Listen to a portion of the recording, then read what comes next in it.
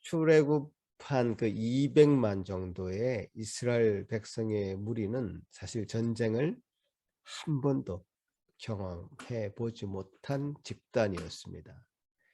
사실 애굽 군대와 한번 싸울 기회가 있었죠, 그죠? 우리 출애굽한 이스라엘을 애굽의 특수부대가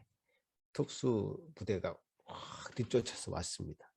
머지않아서 이스라엘 백성이 따라잡혔죠. 그러자 그 뒤에 전투가 일어났습니까? 일어나지 않았죠. 이스라엘 백성들은 지레 겁먹고 자기들은 다 죽는다고 소리치면서 울고 불고 하였습니다. 싸움을 하기 전에도 이미 정신적으로 패배한 그런 상태였습니다. 사실 애국 군대가 칼을 한 번도 뽑지 않고 이스라엘 백성 200만 명을 다시 잡아서 애굽으로 끌고 갈 수 있었을 것이다. 저는 그렇게 생각합니다. 그러나 이스라엘은 결국 애굽과 싸우지 않고요.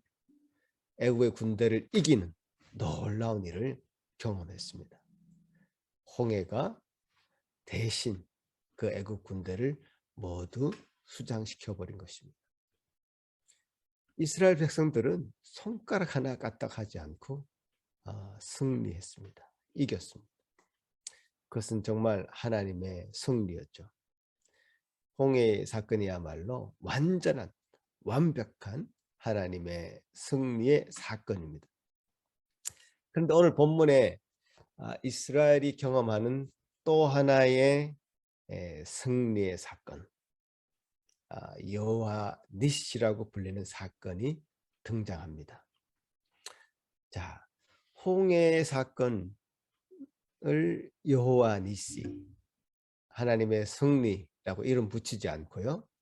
오늘 아말렉과의 전쟁을 일컬어서 그 싸움을 일컬어서 여호와 니시라고 이름 붙이는 분명한 이유가 있을 것 같습니다.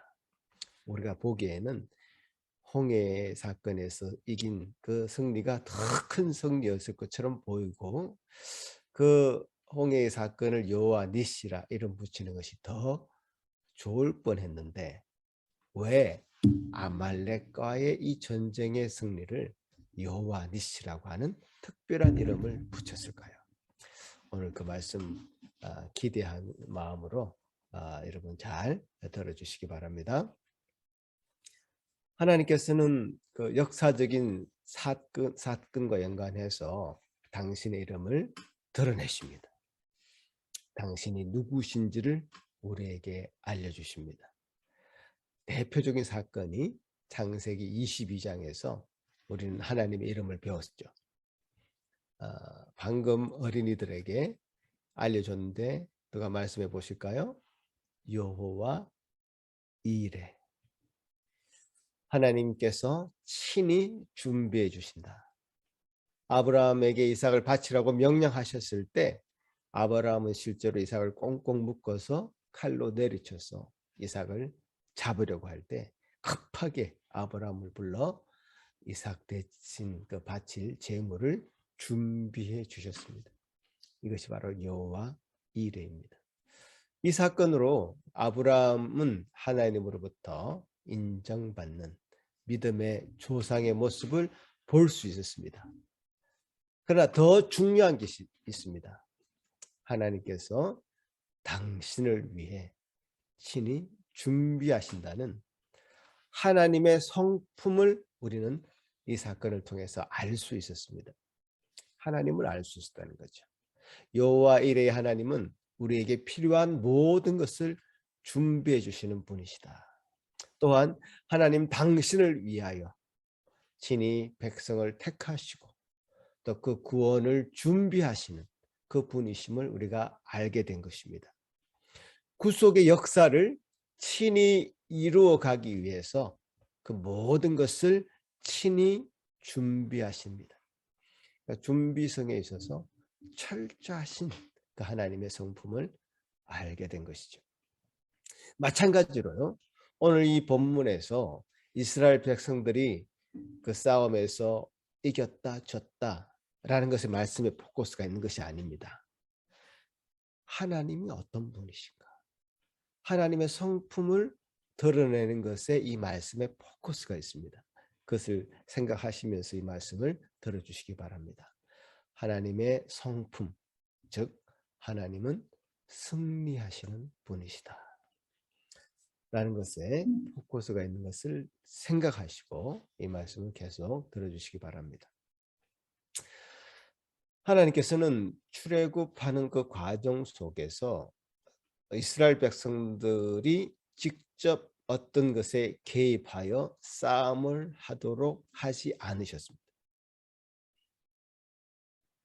그런데 오늘 이 아말렉과의 전쟁에서는 여호수아를 비롯한 이스라엘 백성이 그 전투에 직접 참가하게 됩니다. 이것은 이전과는 조금 다른 것이죠. 생각해 보세요. 열재앙이 막 애굽 땅에 있을 때, 또 유월절을 지나는 과정에서 하나님은 직접 애굽과 그 바로왕과 싸우셨습니다. 홍해 사건도 그러하고. 그러나 이 광야 생활이 시작되는 이 시점에서부터 이제는 달라집니다. 이스라엘 백성들이 직접 그 전투에 참여하게 되는 겁니다. 이런 방식은요, 오늘 이 아말렉과의 전투에서뿐만 아니라 광야 생활 전체, 또 이스라엘 역사 전체에 걸쳐서 계속 나타납니다. 하나님께서 하시는 전쟁이죠, 사실은. 그러나 그 하나님의 하시는 전쟁에 하나님의 백성들이 직접 참가하는 방식입니다. 하나님께서는 승리의 하나님이시기 때문에 우리가 싸우지 않아도요, 홍해에서 승리한 것처럼 이기실 분입니다. 당신의 백성들을 위해서, 당신의 그 구원의 역사를 위해서 승리하실 분이시죠. 그러나 이 광야 생활이 시작된 이후에는 이 싸움에 하나님이 승리하실 분임을 분명히 알지만 이스라엘 백성들의 그 싸움에 동참하도록 하고 계신다는 사실입니다. 모세가 손을 높이 들고 기도할 때에 이스라엘이 승리하고, 모세의 손이 내려올 때에는 적군인 아말렉이 유리하게 전장이 펼쳐진다는 것은 이 싸움의 승패가 어디에 달려있다?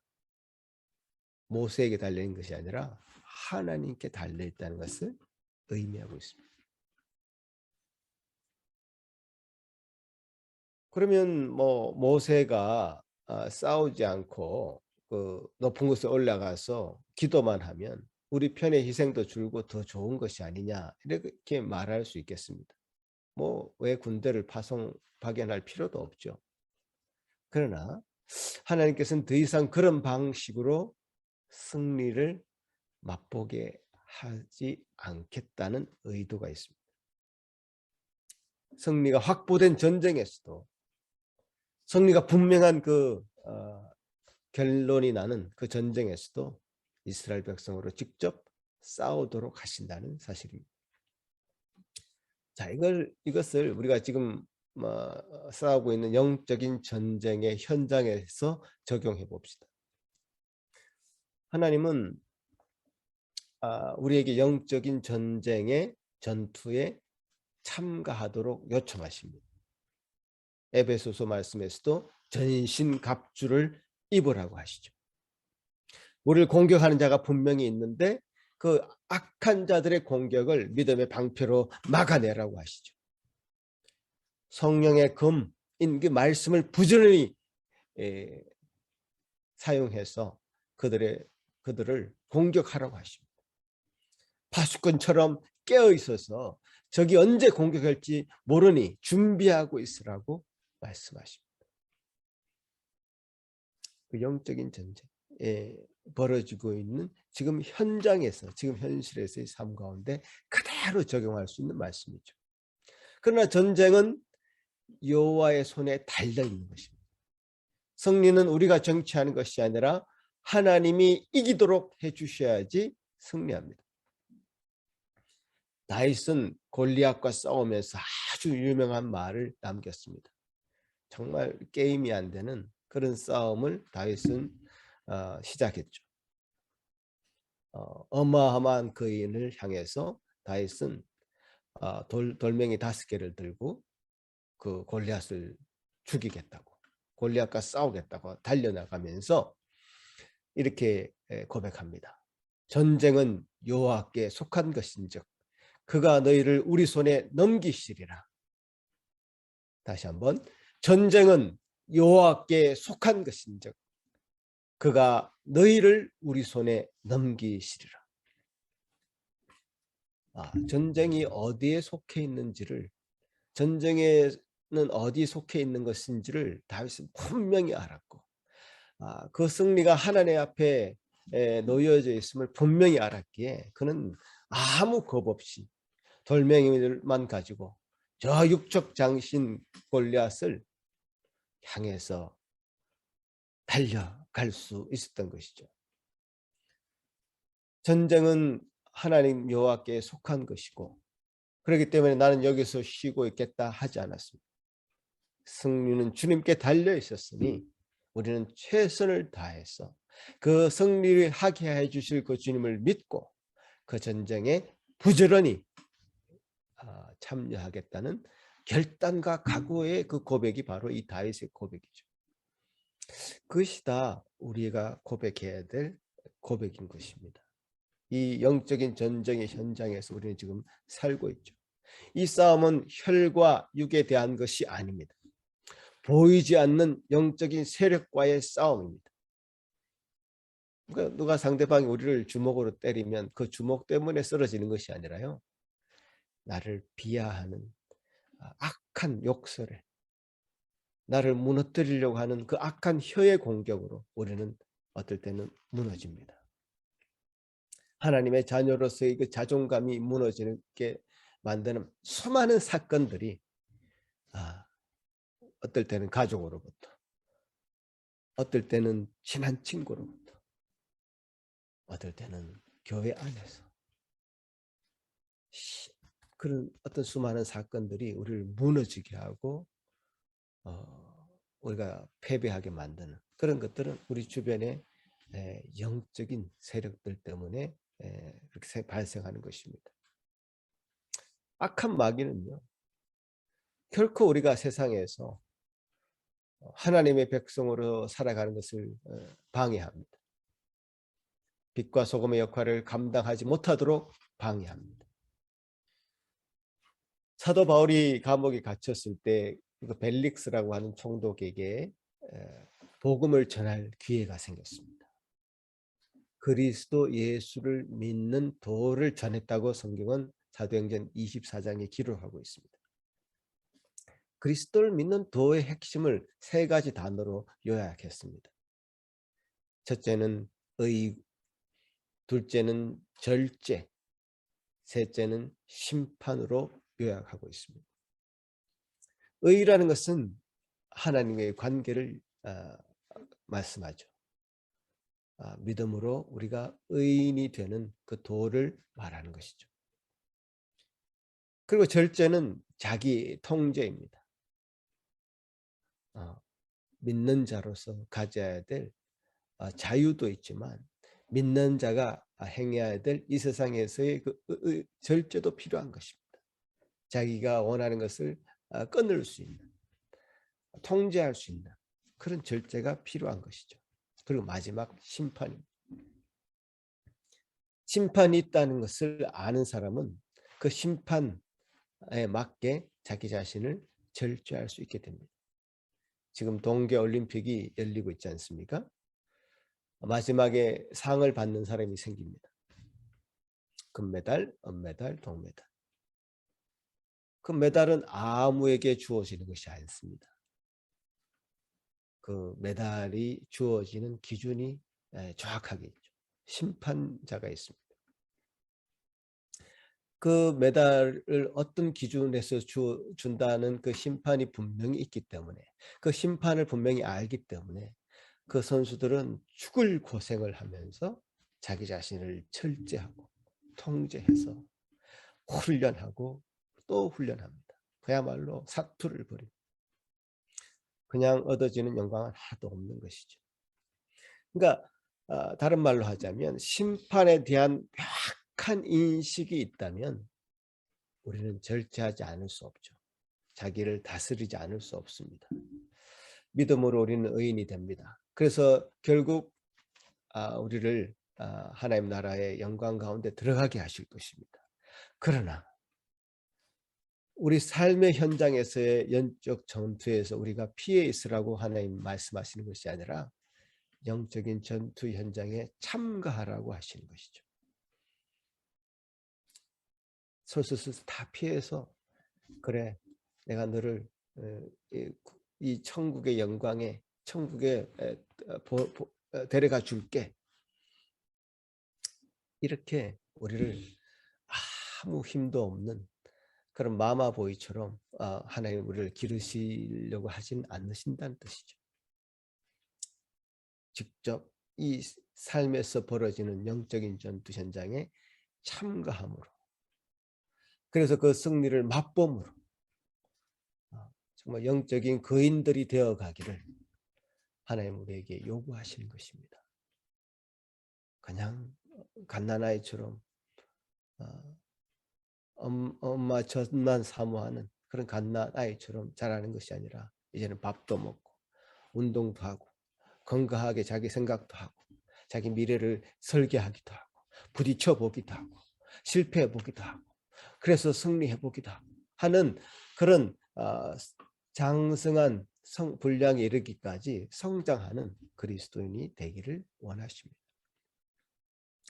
이런 영적인 전투 현장에 적극적으로 참여하지 않고 말만 하는 그리스도인, 믿음은 얘기하지만 실전에서는 맥없이 계속 실패하고 무너지는 그리스도인 하나님 원하지 않으십니다.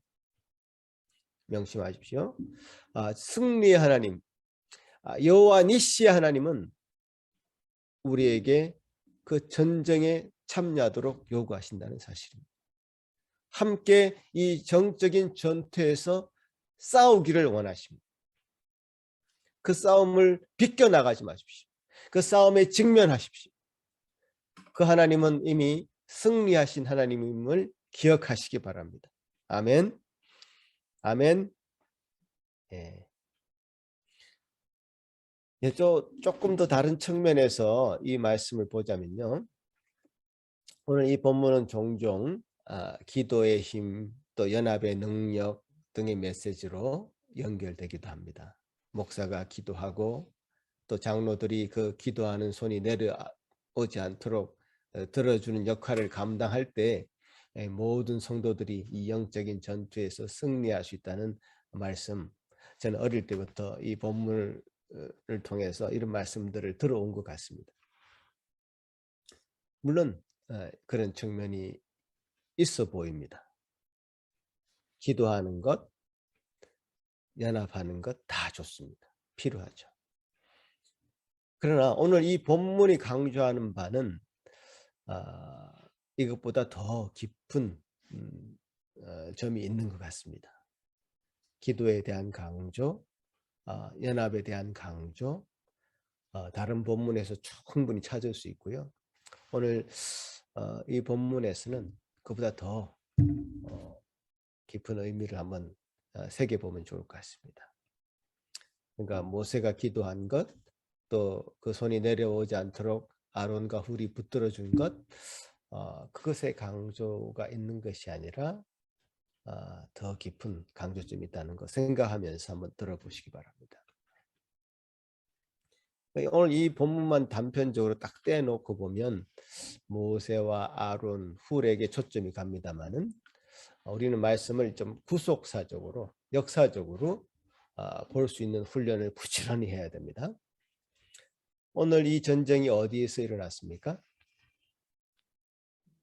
예, 르비딤에서 일어났습니다. 이스라엘 백성들이 물이 없어서 고통받는 그곳에서 반석에서 물 얻어낸 곳에서 이 전쟁이 시작됐죠. 르비딤이라는 곳은 참 탐나는 곳이죠. 광야에 물이 없는 그곳, 그곳에서 물이 콸콸콸콸 쏟아져 나오는 그 현장은 누구나도 탐을 낼 것입니다. 아말렉이 그 물을 빼앗기 위해서 공격해 오는 겁니다. 아말렉은 참 악한 자로 성경에 기록되어 있는데 아말렉 이 민족이 얼마나 악했는지, 그 행한 일이 얼마나 이스라엘 백성의 뼈에 사무쳤는지 신명기 25장 17절 18절에 이런 기록이 있습니다. 말씀 한번 띄워주시면, 신명기 25장 17절 18절, 자 같이 한번 읽어볼까요? 시작. 너희는 애굽에서 나오는 길에 아말렉이 내게 행한 일을 기억하라. 곧 그들이 너를 길에서 만나 내게 피곤할 때에 내 뒤에 떨어진 약한 자들을 쳤고 하나님을 두려워하지 아니하였느니라. 자, 신명기는 이제 이스라엘 백성들이 광야 생활 40년이 거의 끝나갈 쯤에 모세가 과거의 일들을 기억하면서 설교하는 그런 내용입니다. 이 신명기 25장에 얼마나 그들이 참 뼈에 사무쳤는지 아말렉이 행한 일들을 기억해야 된다. 아말렉은 참 야비하게도 이스라엘 백성의 그 200만의 그 행렬 가운데 제일 후미, 제일 약한 곳, 그 행군을 하다 보면 제일 뒤로 처지는 사람들이 누굽니까? 병든 자, 노약자, 어린이들, 제일 힘든 행군의 제일 힘든 자들이 뒤에 처지게 되어 있습니다. 그 처진 제일 후미를 공격해 왔습니다. 그리고 그들은 하나님을 두려워하지 아니했다 이렇게 기록합니다. 이 전쟁의 성격을 규정하고 있죠. 하나님을 두려워하지 않고 그들이 이스라엘 백성들의 제일 후미를 공격하면서 악한 좀 비열한 행동을 했다라는 것이죠. 그러니까 이스라엘을 두려워하지 않은 것이 아니라 이스라엘 백성의 섬기는 그 여호와 하나님을 두려워하지 않은 자들이었다. 하나님을 향해서 대적하는 세력이었다라는 뜻입니다. 하나님을 대적하는 세력, 즉 악한 마귀를 상징하고 있죠. 아말렉은. 자, 근데 고린도전서 10장에는 사도 바울이 이 르비딤의 사건의 이 반석을 뭐라고 해석했는지 한번 보시겠습니다. 고린도전서 10장 한번 읽어보겠습니다. 시작. 같이 읽어보겠습니다. 시작.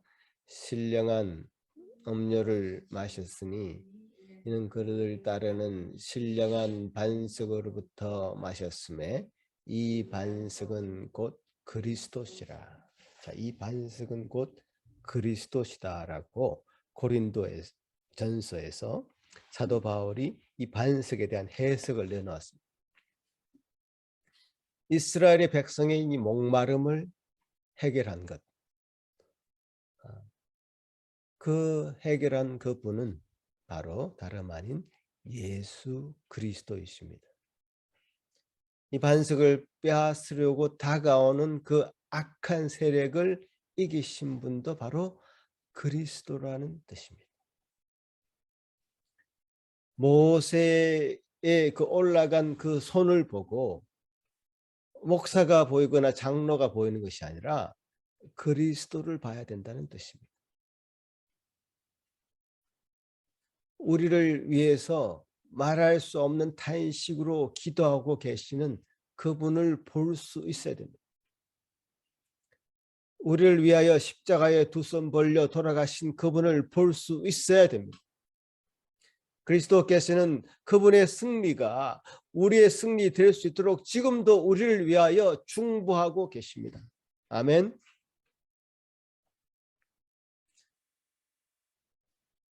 그리스도를 발견할 수 있어야 되죠. 우리가 종종 시험에 드는 것은 그리스도를 발견하지 못하고 그리스도를 알지 못하고 그리스도로부터 우리가 신령한 음료를 마시고 그 힘을 얻고 승리하고 한다는 것을 깨닫지 못하고 이 세상에 있는 연약한 존재인 한 사람인 목사나 장로 어떤 사람들을 바라보기 시작할 때 시험 들 수밖에 없죠.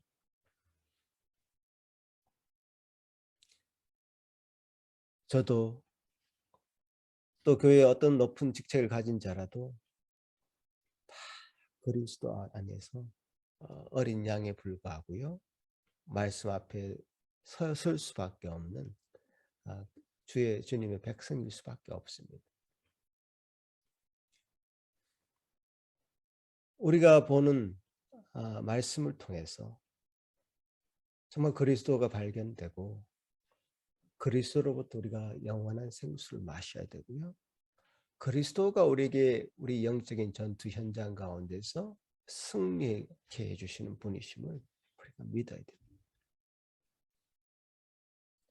그럴 때에 우리 삶의 균형이 잡히죠. 어떤 것에서 치우치지 않죠. 말씀으로부터 우리가 분명한 기준을 가지고 있다면 우리 삶의 어떤 것도 흔들리지 않을 것입니다.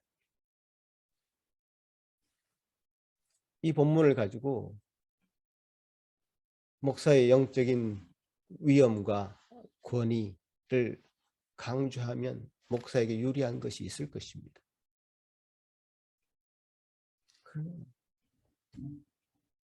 그것은 말씀을 곡해한 것이기 때문에 그렇게 하지 않는 것이죠. 그리스도를 볼 수 있는 눈이 여러분에게 열려지길 바랍니다. 여러분의 영적인 눈이 뜨여지기를 바랍니다. 승리는 오직 그분으로부터 밖에 올 수 없음을 기억하시기 바랍니다. 여호와 니시라고 하는 것은 오늘 이 말씀을 통해서 분명하게 드러낸 하나님의 성품입니다. 하나님께서는 이 세상의 모든 일을 심판하시는 분이고 최종 승리는 그분의 것입니다. 우리가 그 사실을 믿는다면 우리는 이 세상에서 어느 누구보다 확신을 가지고 영적인 전투에 임할 것입니다. 두려워하지 않고 겁내지 않고 영적인 세력과 마주하십시오. 여러분 부부 가운데 어떤 담으로 막혀 있습니까? 그것 때문에 힘들어 하십니까? 우리를 분리시키는 어떤 영적인 세력이 있다는 것을 기억하십시오. 마주 대해서 싸우십시오. 하나 되도록 하신, 연합하도록 하신 그분의 그 능력을 믿으시기 바랍니다. 그분의 승리를 인정하시고 그 승리를 믿으시기 바랍니다. 교회를 분리하는 어떤 세력과 마주하십시오. 그 분리시키는 것들은 악한 자들이 우리를 분리시키는 것이죠. 하나님의 승리, 하나님께서 역사하시는 그 승리를 믿으시기 바랍니다. 여러분이 일상에서 자주 실패하고 넘어지는 많은 문제들과 싸우십시오. 시기하는 마음, 질투하는 마음, 염려하는 마음, 걱정하는 마음, 게으름, 교만, 여러 가지 우리를 넘어뜨리는 많은 문제들이 있습니다. 악한 자들이 그런 것들을 이용하죠. 여호와 니시의 하나님입니다. 이기도록 해주실 것입니다. 왜 안 된다고 미리 절망하시고 왜 포기합니까? 하나님 앞에 불가능한 것은 없습니다. 모든 것과 싸워서 이기도록 해주시는 분이 하나님의 성품이기 때문에 그분이 여호와 니시이기 때문에 그분께 의지해서 그분께 기도해서 그분이 원하시는 대로 승리하게 해주실 것을 확신한다면 우리 삶의 어떤 문제도 다 극복할 수 있습니다. 여호와 니시 그 하나님은 그분의 성품으로 일하십니다. 승리하도록 해주실 것이라는 뜻이죠. 우리 삶의 많은 영적인 전투 현장에서 어떨 때는 패배하고 시달리고 절망 가운데 좌절하고 포기할 수밖에 없는 그런 마음들이 생길 수밖에 없습니다. 악한 자들은 우리보다 더 강하기 때문에 우리가 직접 그들과 싸울 때 우리는 질 수밖에 없습니다. 그럴 때 하나님의 승리를 의지하십시오. 그리스도를 의지하십시오. 그분께 의지할 때 우리는 그분의 승리가 우리의 승리가 될 줄로 믿는 것입니다. 같이 한번 기도하시겠습니다. 하나님 아버지 감사합니다. 여호와 니시 하나님, 승리케 하시는 그 하나님, 그 하나님 온전히 믿을 수 있는 저희 모든 주의 백성들 되게 하여 주시옵소서.